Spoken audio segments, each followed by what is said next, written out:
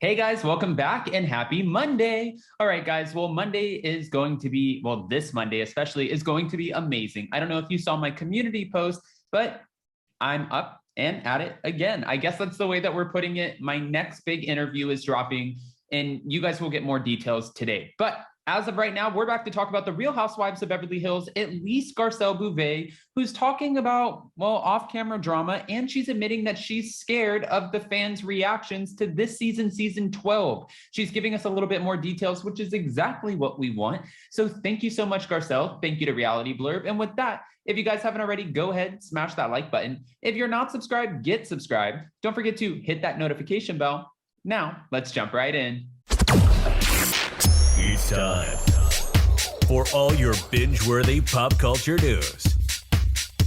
Welcome to Up and Adam.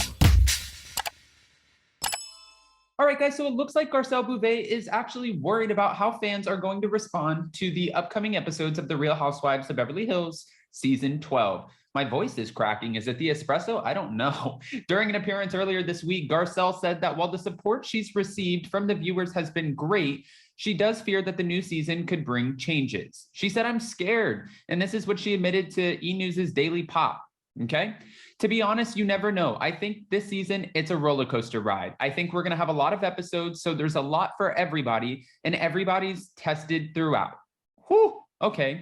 In addition to being tested, which is a very interesting way to say this or word to use. I'm guessing that means everyone is going to have their moment. But in addition to being tested during the season, Garcelle has also been tested off the show as she's faced drama with, well, her Real Housewives of Beverly Hills castmate, Erika Jayne, who we know through her memoir, Love Me As I Am, In the Trash, and Lisa Rinna, who she obviously always has tensions with ever since Lisa Rinna tried dragging Denise Richards through the mud and her marriage and everything in between. It has just been an up and down roller coaster. Off the show, it's been a lot. A lot has happened. Normally, we let it play out and then we get to the reunion, but I feel there's another show outside of the show that's happening. It started with my book getting thrown in the trash and then people doing their Instagram stories. There's a lot going on. And to say that there's a lot going on, that is the understatement of the century. Think about it. We have Erika throwing Garcelle's book in the trash. We have Sutton and Lisa posting receipts on each other constantly. We have Lisa Rinna and Kathy Hilton. There's leaked messages like slamming Kathy as a narcissist and homophobic. And also, I believe she called their family, a lot. You guys have seen it. Then there was this one guy who came out who said that he worked for one of the housewives and he had a job to do. It's been one thing after another. So yes, when she says there's a lot going on, I guess you could say she's under a lot of stress. While fans will have to wait to see what the roller coaster ride is that Garcelle is referring to, they will soon get to know Real Housewives of Beverly Hills newbie, Shuri Zampino, who is now starring as a friend.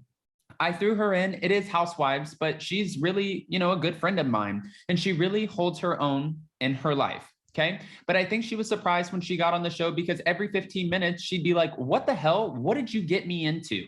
But I think she's refreshing. And, it takes a special, eccentric, over-the-top personality to be a great housewife. This is not a normal situation because when these women are thrown into a filming situation, sometimes they'll go out to dinner and they have to film that same dinner for 2, 4, 6, 8 hours where they're sitting there and the producers are like, we don't have our shot. We need somebody needs to say something. You guys need to bring this up. We're still filming a reality show at the end of the day. If you guys don't bring this up, we're going to be sitting here all night. So who's going to do it? And that's usually why you get the women who are pressured into it, who are like, hey, let's play a game. And then that kicks it off. And they're like, okay, can I go home now? I would love to go home. Also on the show, well, the host, Justin Anderson, a close friend of Kyle Richards, confirmed it was he who originally referred Garcelle to the Real Housewives of Beverly Hills.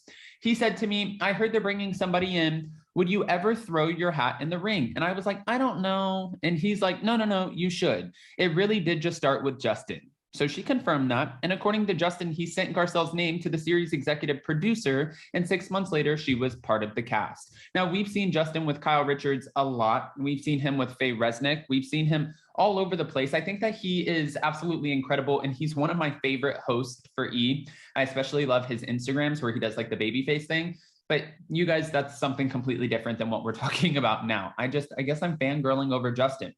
Now, going back into the Real Housewives of Beverly Hills, there's still more dirt that's being slung around. It's Sutton dissing Erika, saying that she doesn't need a man like Erika does as far as the same qualities because she doesn't need a man with money. And then it's Lisa Rinna slamming her for that. But when Garcelle's talking about the roller coaster that she's on, in my mind, I'm like, what is going on?